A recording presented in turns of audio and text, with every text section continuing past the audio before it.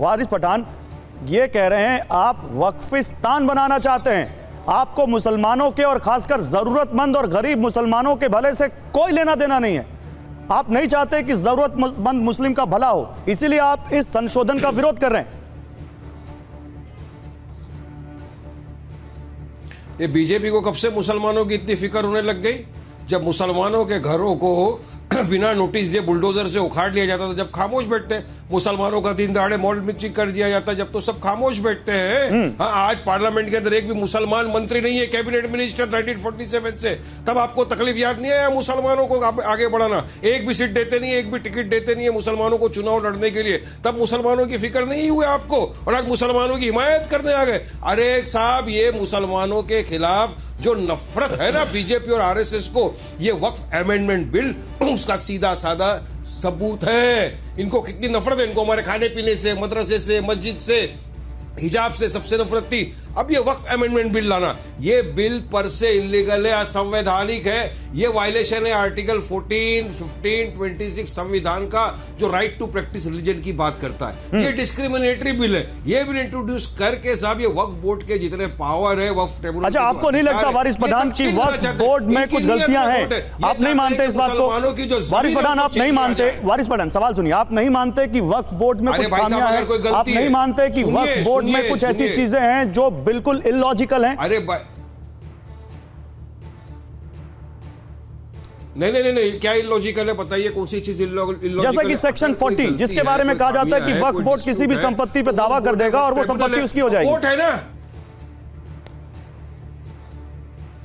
अरे गलत बोलते हैं, झूठ बोलते हैं साहब ये लोग। वक्फ का इनको मतलब ही नहीं मालूम है। वक्फ कौन करता है पता है? अगर एक मुसलमान सवाब की नियत से कोई करता है, जैसे हमारे एंसेस्टरों ने की है, तो जब वो पेपर डॉक्यूमेंट देता है उसका स्क्रूटिनी होता है, वो मुतवल्ली एक आता है, उसके बाद गवर्नमेंट के पास डॉक्यूमेंट जाते हैं, गवर्नमेंट नोटिफिकेशन निकालता है, गैजेट होता है उसका। तो कहां से किसी की भी प्रॉपर्टी को बोलती है कि वक्फ है? सिर्फ झूठा भरम फैलाना है। ये अगर झूठा है तो ठीक है, कोई बात नहीं। मुसलमान वक्फ बोर्ड के अधिकारों को छीनने की कोशिश है पूरी बीजेपी। तो हमारे साथ एक तो वक्फ बोर्ड के अध्यक्ष भी है ना, उन्हीं से पूछ लेते हैं। वारिस पठान, हमारे साथ उत्तराखंड वक्फ बोर्ड के अध्यक्ष हैं शादाब शम्स, उन्हीं से पूछ लेते हैं। शादाब शम्स, आप तो वक्फ बोर्ड के अध्यक्ष हैं, बताइए भाई, आप इस चेंज के लिए तैयार हैं या नहीं है? ये चेंज वेलकमिंग है या नहीं आपके लिए? और जो बात वारिस पठान कह रहे हैं उससे आप सहमत हैं?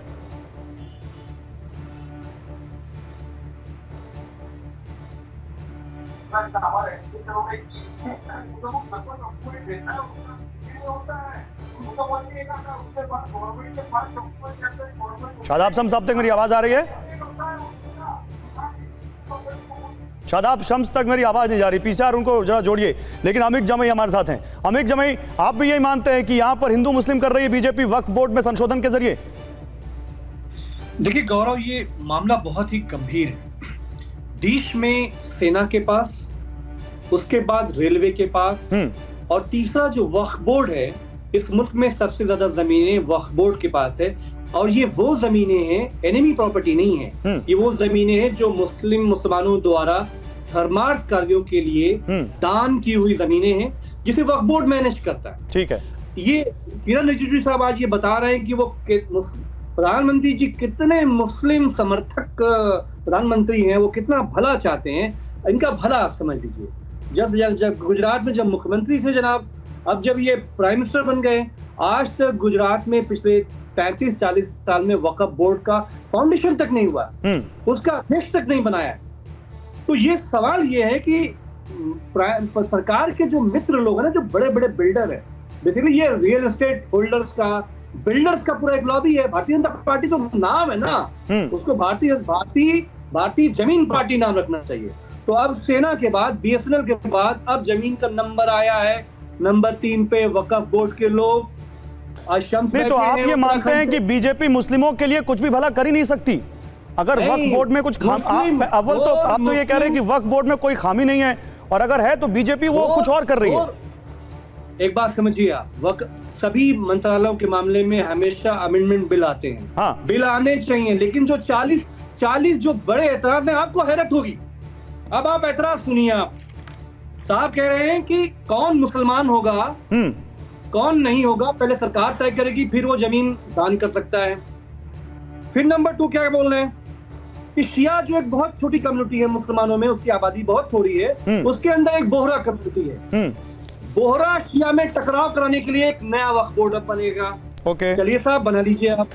फिर कह रहे हैं कि जो सर्वे कमिश्नर था, जो वक्फ की जानकारी रखता है, जो इस्लाम की जानकारी रखता है, जो पूरे कानून की जानकारी रखता है, सर्वे कमिश्नर उन जमीनों को रेवेन्यू से मिलकर डायग्नोस करके उसकी लिस्ट बनाता था, उसको जोड़ता था। और जो एक क्लास 1 ऑफिसर है, जो सीओ जिसे हम बोल रहे हैं, सीओ जो है, जो भी अगर जिले में जमीन कब्जा होती थी, सीओ समझ के आदेश करता था, रिक्वेस्ट करता था कि ये फला जमीन है, अमीर जामाई साहब ने कब्जा करी है, इसको खाली कराया जाए। तो डीएम पुलिस फोर्स महकमा देता था, तो जमीनें बच जाया करती थी। लेकिन जब आप रेवेन्यू कमिश्नर आपका पीछे चला गया, तो सीधे सीधे ये बिल्डरों को जमीन देने का रास्ता सरकार ने निकाला। तो आप ये कह रहे हैं कि ये जो पूरा ढांचा है इस बिल का, वो यहाँ पर इसके गैर इस्तेमाल के लिए या गलत इस्तेमाल के लिए किया जा रहा है।